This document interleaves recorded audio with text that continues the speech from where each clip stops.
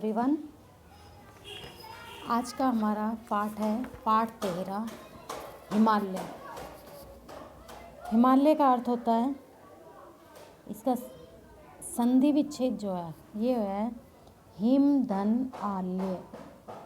Him यानी बर्फ, आल्य घर, बर्फ का घर, उसे क्या कहते हैं? हिमालय। क्योंकि आप देखा होगा कि हिमालय पर पूरे साल बर्फ़ गिरी रहती है, पूरे साल बर्फ़ से ढका रहता है हिमालय पर्वत। ये जो पाठ है ये कुमार संभव नामक महाकाव्य से लिया गया है और इसके रचयिता कुमार संभव के कालिदास है, महाकवि कालिदास। प्रस्तुत पाठ महाकवि कालिदास प्रणीत कुमार संभव नामक महाकाव्य के प्रथम सर्ग से संग्रहित है। इन पदों में हिमालय की प्राकृतिक सुषमा का वर्णन है, प्राकृतिक सौंदर्य का वर्णन है, प्रकृति का। महाकवि कालिदास के 7 काव्य हैं, उसमें 2 महाकाव्य हैं, 3 खंड काव्य हैं और 2 नाटक हैं। एक आपने पढ़ा भी है, अभिज्ञान शाकुंतलम से जो पाठ लिया गया है, अंगुलीयकम प्राप्तम पाठ, क्लास 6 का लेसन 9 आपने पढ़ा था, मछुआरे वाला, जिसमें दुष्यंत की अंगूठी वो मछुआरे के पास मिली थी। वो अभिज्ञान शाकुंतलम जो नाटक है उससे लिया गया है, वो भी कालिदास की रचना थी। और ये हिमालय जो पाठ लिया गया है ये कुमार संभव से लिया गया है, ये भी कालिदास की है, ये महाकाव्य है। तो इसमें संधि का प्रयोग ज़्यादा किया गया है शब्दों में। फर्स्ट श्लोक देखिए, अस्ति उत्तरश्याम, अस्ति है, उत्तरश्याम उत्तर में, ठीक है। दिशि दिशा में, देवतात्मा, देवता धन आत्मा, देवताओं की आत्मा स्वरूप, देवता धन आत्मा।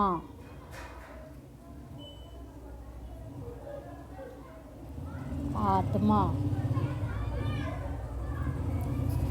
नाम नगाधिराज, नग धन अधिराज, नग का अर्थ होता है पर्वत, अधिराज राजा, अधिराज, ठीक है। पूर्वा परौ, पूर्व धन अपरौ, पूर्व धन अपरौ, पूर्व और पश्चिम में स्थित। तोय निधि, तोय का अर्थ होता है जल, निधि होता है समुद्र, समुद्र का पर्यायवाची। तोय निधि दोनों समुद्रों को वगाए प्रविष्ट होकर या धसकर स्थित, पृथ्वीया पृथ्वी का, इव के समान, मानदंडे मापक, पैमाना नापने के लिए जो उपकरण प्रयुक्त किया जाता है उसे कहते हैं मापक या मानदंड, ठीक है। तो इस श्लोक में हिमालय की स्थिति का वर्णन किया है कि हिमालय किस प्रकार स्थित है हमारे इसमें, कि उत्तर दिशा में देवताओं की आत्मा स्वरूप हिमालय पर्वत राज, हिमालय नामक पर्वतराज है। यह पूर्व और पश्चिम दिशा में स्थित दोनों समुद्रों में प्रविष्ट होकर पृथ्वी के मापने के उपकरण के समान है। यानी कि पूर्व दिशा और पश्चिम दिशा के जो दोनों समुद्र हैं उनके बीचों बीच में हिमालय पर्वत स्थित है। पूर्व में कौन सा है? बे ऑफ बंगाल, यानी कि बंगोपसागर, बंगाल की खाड़ी। और पश्चिम में क्या है? अरेबियन सी, यानी अरब सागर। और दक्षिण में क्या है? हिंद महासागर है, इंडियन ओशियन। इसीलिए हमारे इंडिया को पेनिनसुला कहा जाता है, यानी प्रायद्वीप कहा जाता है, ठीक है। तो ये कहा गया है कि हिमालय, जिसे कि हमेशा अक्सर देवता का निवास होने के कारण इसे क्या कहते हैं? देवात्मा कहते हैं। ये सभी पर्वतों में श्रेष्ठ है, इसलिए या उत्तम है, इसलिए इसको क्या कहा जाता है, नगाधिराज भी कहा जाता है। तो उत्तर दिशा में देवताओं की आत्मा स्वरूप हिमालय नामक पर्वतराज है। यह पूर्व और पश्चिम दिशा में स्थित दोनों समुद्रों के बीचों बीच स्थित है और ऐसा प्रतीत होता है जैसे पृथ्वी के मापक पैमाने के समान है या पृथ्वी के मापने के उपकरण के समान स्थित है। ठीक है, ये हमारा फर्स्ट श्लोक था। ये इसका हिंदी ट्रांसलेशन है। देखिए फर्स्ट श्लोक का पहले संकेत लिखेंगे, इसके बाद प्रसंग, फिर संदर्भ। संकेत आपको बताने की ज़रूरत नहीं है कैसे लिखा जाता है, कि फर्स्ट वर्ड लिया जाता है और लास्ट वर्ड श्लोक का। इसके बाद इसका सरलार्थ और भावार्थ दोनों। ठीक है, नेक्स्ट देखिए सेकंड है, अनंत रत्न प्रभवस्य यस्य हिमम ने सौभाग्य विलोपी जातम एको ही दोषो गुण सन्निपाते निमजति इंदो किरणेषु इव अंकै।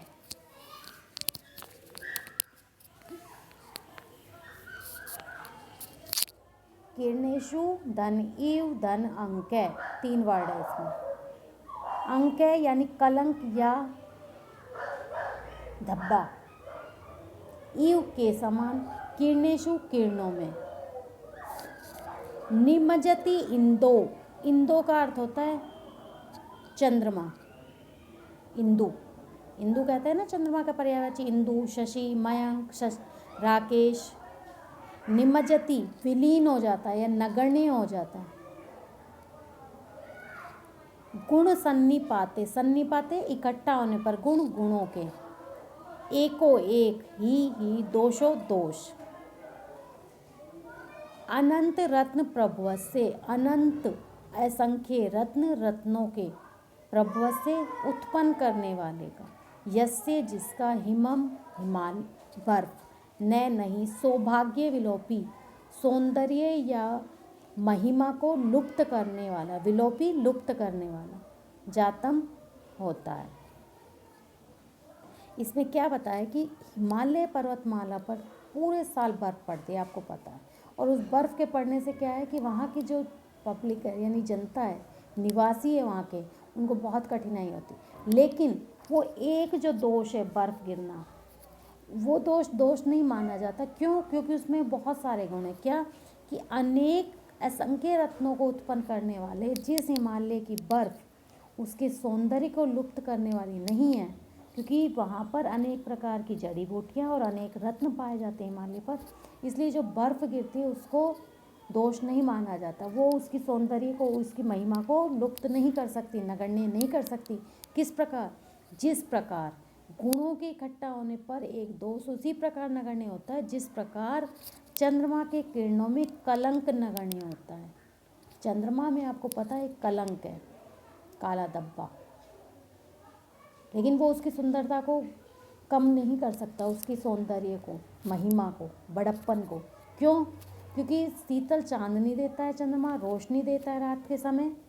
अगर आप देखो अमावस्या को जब चंद्रमा नहीं होता तो पूरे उसमें अंधेरा आ जाता है, और पूर्णिमा के दिन देखो चारों तरफ चांदनी होती है। तो चांद की महिमा, उसकी शीतल चांदनी, प्रकाश उस कलंक को नगण्य कर देते। उसी प्रकार हिमालय पर्वत पर जो बर्फ़ गिरती है वो भी उसको नगण्य हो जाती है। क्यों? क्योंकि उस पर बहुत अनेक प्रकार की जड़ी बूटियाँ और रत्न पाए जाते हैं। ओके, तो ये इसका देखिए प्रसंग और संकेत है सेकंड श्लोक का, और ये इसका संदर्भ। प्रसंग सबका सेम रहेगा, एक ही लेसन से। तो ये सरलार्थ है इसका। नगण्य, न धन गणीय, गणीय गिनी जा सके, न नहीं, जिसको गिना ना जा सके वो नगण्य। ये इसका भावार्थ है। ये जड़ी बूटी आदि अनेक रत्नों की खान के कारण बर्फ रूपी दोष उसके लिए नगण्य ही है। ठीक है, तो ये इसका श्लोक नंबर 2 का हिंदी ट्रांसलेशन है। नेक्स्ट देखिए श्लोक 3। आमे खलम संरताम घनानाम छायाम अधे सानुगताम निषेव्ये उद्देजिता वृष्टि भी आश्रियन्ते। 2 वर्ड है इसमें देखिए, वृष्टि भी और आश्रियन्ते। श्रृंगाणि यस्य आत्पवन्ति, यस्य आत्पवन्ति सिद्धा। सिद्धा होता है सिद्धजन, महापुरुष लोग, महात्मा लोग, ऋषि मुनि। और यस्य जिसके, आत्पवन्ति धूप से युक्त, श्रृंगाणि शिखर चोटियाँ, वृष्टि भी आश्रयन्ते, वृष्टि भी वर्षा के द्वारा आश्रयन्ते आश्रय लेते हैं। उत्तेजिता घबराए हुए या परेशान। आमेखलम मध्य भाग तक, संचरताम विचरण करते हुए, घनानाम बादलों की, छायाम अधय छायाम छाया अधय नीचे, सानुगताम चोटियों पर गई हुई, निषेव्य सुख पाकर या सेवन करके। तो इस श्लोक में क्या बताया है कि जब बारिश होती है तो वहाँ के जो महात्मा लोग या सिद्ध लोग हैं जो वहाँ रहते हैं, वो उससे परेशान होकर ऊंचे शिखरों का सहारा लेते हैं, ऊंची चोटियों पर।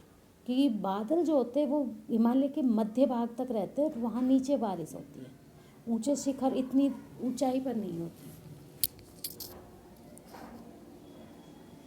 ठीक है, तो हिमालय के मध्य भाग तक विचरण करते हुए यानी घूमते हुए बादलों की छाया के नीचे सुख पाकर पर्वत की चोटियों पर गई हुई वर्षा से घबराए हुए सिद्धजन हिमालय की धूप से युक्त चोटियों पर आश्रय लेते हैं। कि कहने का मतलब ये कि जब बादल हिमालय पर्वत के मध्य भाग तक ही रहते हैं, ये तो पता है ना, और जब वर्षा अधिक होने लगती है तो ऋषि मुनि वर्षा से घबरा जाते हैं और वो पर्वत के ऊंचे शिखरों पर उससे बचने के लिए चले जाते हैं। हिमालय की धूप से युक्त चोटियों पर वो अपना आश्रय लेते हैं, सहारा लेते हैं।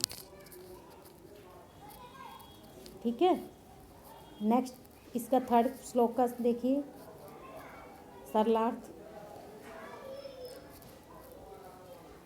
ये इसका संकेत, प्रसंग और संदर्भ। संकेत, प्रसंग सेम है, संदर्भ, और ये इसका सरलार्थ और भावार्थ। कि हिमालय के मध्य भाग तक विचरण करते हुए बादलों की छाया के नीचे सुख प्राप्त करके पर्वत की चोटियों पर गए हुए वर्षा से घबराए सिद्धजन हिमालय की धूप से युक्त चोटियों पर आश्रय लेते हैं।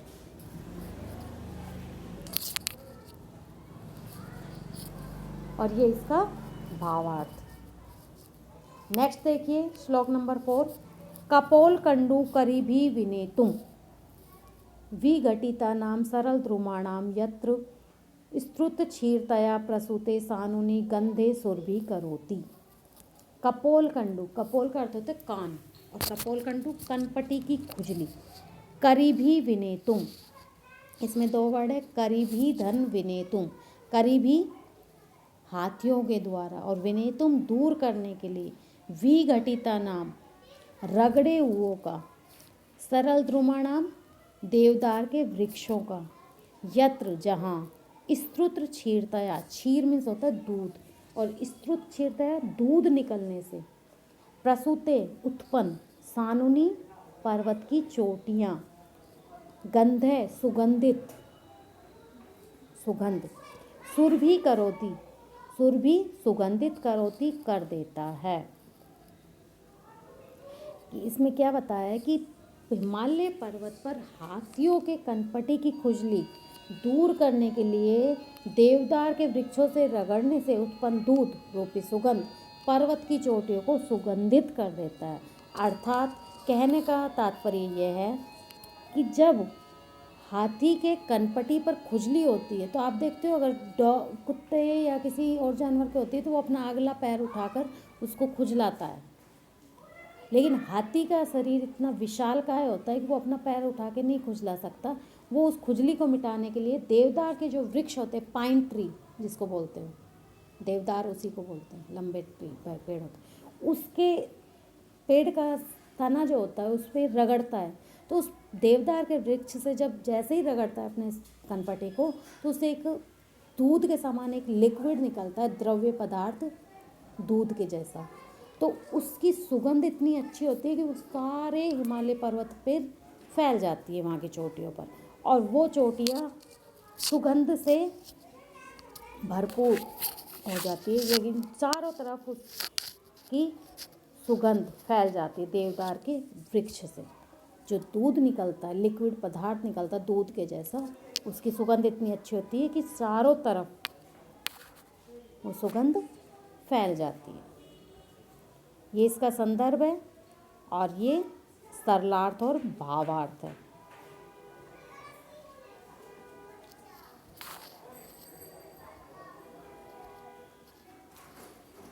ठीक है, नेक्स्ट और लास्ट हमारा श्लोक है, श्लोक नंबर 5। दिवाकराद्रक्षति यो गुहासु लीनं दिवाभीतम् अंधकारं क्षुद्रेऽपि नूनं शरणं प्रपन्ने ममत्वम् उच्चैः शीर्षां सतीव। सतीव सती धन इव, मानव होने पर,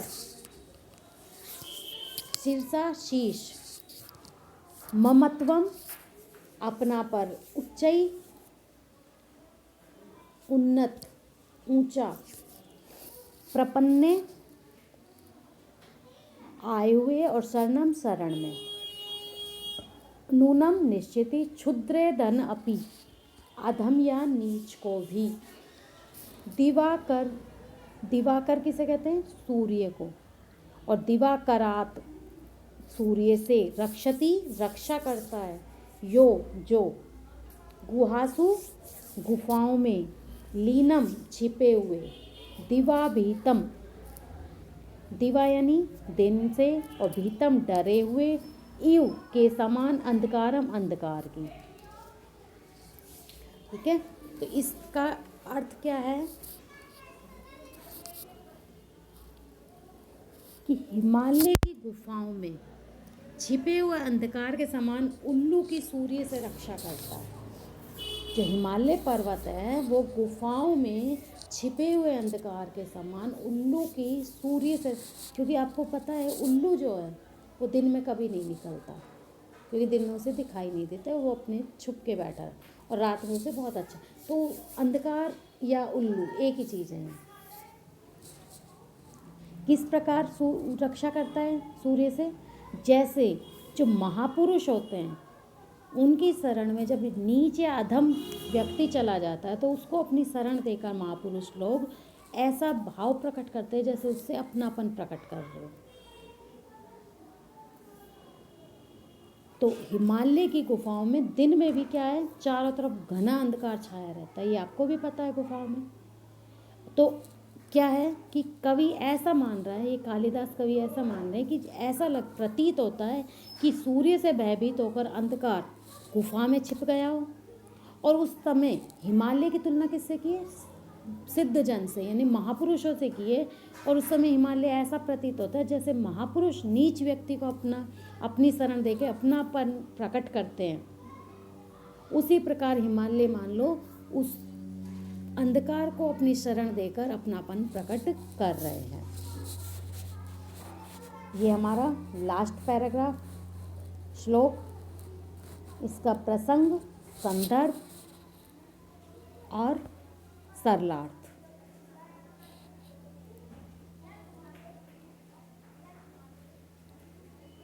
और भावार्थ। ये हमारा लेसन का हिंदी ट्रांसलेशन हमने कंप्लीट कर लिया। आप इसे, इसकी वर्डनिंग और हिंदी ट्रांसलेशन अपनी पेयर नोटबुक में लिखेंगे। फिर भी अगर कुछ समझ नहीं आया हो तो आप मुझे कॉल करके पूछेंगे। ठीक है। और जो वर्ड मीनिंग कुछ तो इस बुक में दे रखी, कुछ मैंने एक एक वर्ड की बताई है, उसे आप अच्छे से वीडियो सुनेंगे और एक एक वर्ड की मीनिंग नोट करेंगे, तभी आप इस लेसन का हिंदी ट्रांसलेशन अच्छे से समझ सकते हैं। Okay students, thank you. Next class में हम इस लेसन की बैक एक्सरसाइज और क्वेश्चन आंसर करेंगे। Okay, thank you.